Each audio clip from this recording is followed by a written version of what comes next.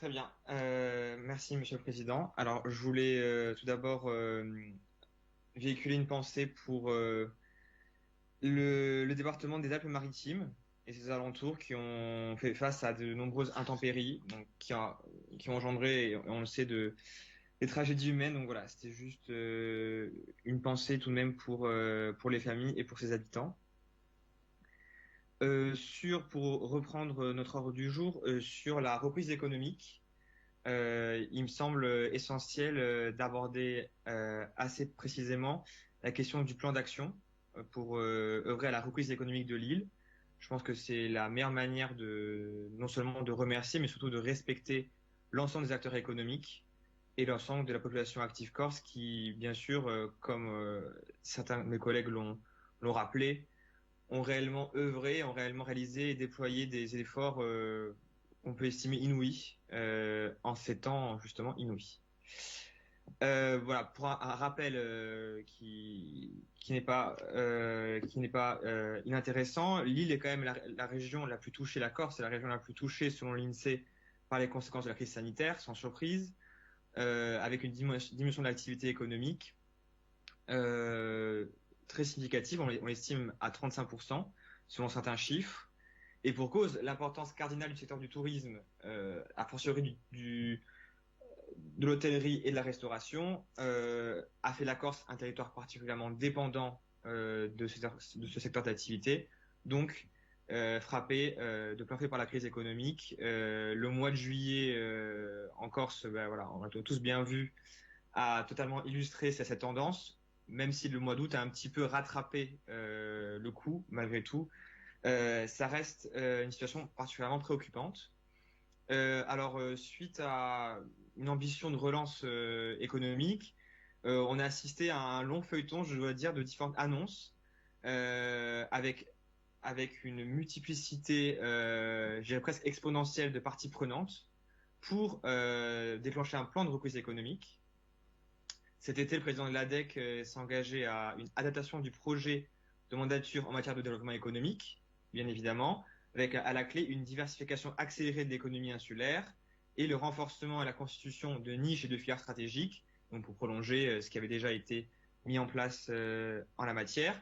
Ensuite, des annonces qui sont venues au mois de septembre compléter ces dernières, ce sont celles du président de la République lors de sa dernière visite dans le cadre du plan France Relance, avec notamment en parallèle l'idée d'une création d'une zone de développement prioritaire et aussi de bonification sur le plan fiscal. Également.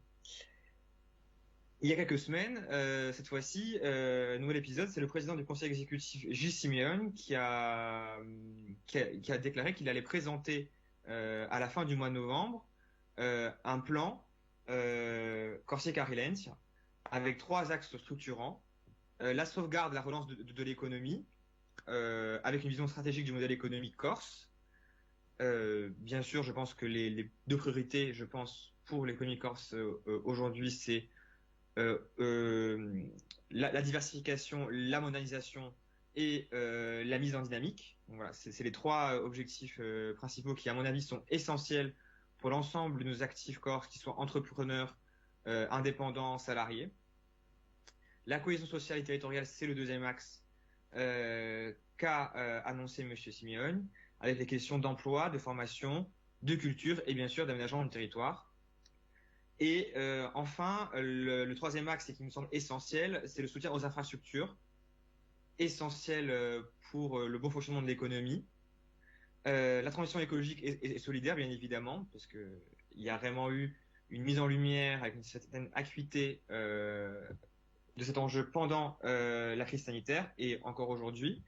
Mais face à ce millefeuille décisionnel, alors au niveau national, nous avons le plan France Relance du gouvernement, les services déconcentrés comme la Directe, la Caisse des dépôts et des consignations avec son émanation directe qui est la Banque des territoires. Au niveau local, nous avons l'ADEC,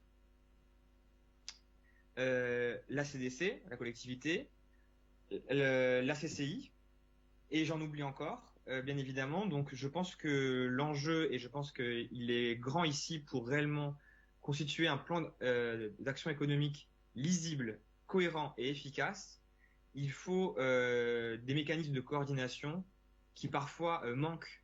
Bon, ça c'est aussi un mal français, j'allais dire, dans l'enchevêtrement des compétences de différentes strates de décision. Il manque une réelle coordination, et je pense que vu la situation actuelle et vu que le plan de reprise économique est vraiment crucial pour l'ensemble de l'économie corse, je pense réellement qu'il faut songer à articuler un plan cohérent où il n'y a pas de superposition entre des mesures qui sont plus ou moins similaires ou des mesures qui font sens les unes avec les autres et qui se complètent. Mais il faut absolument une lisibilité. Je vous avoue que voilà, même après renseignement des différents plans proposés par les uns et les autres, c'est très difficile de réellement trouver une trame commune et euh, au moins plus ou moins uniforme dans ses propositions et dans ses actions concrètes. Voilà. Ça, c'est le point que je voulais soulever, et le fait qu'il était essentiel qu'il y ait du coup des synergies entre les différents acteurs décisionnels, que ce soit sur le plan local ou national, sur toutes les ambitions que doit porter le plan de relance, et non les plans de relance.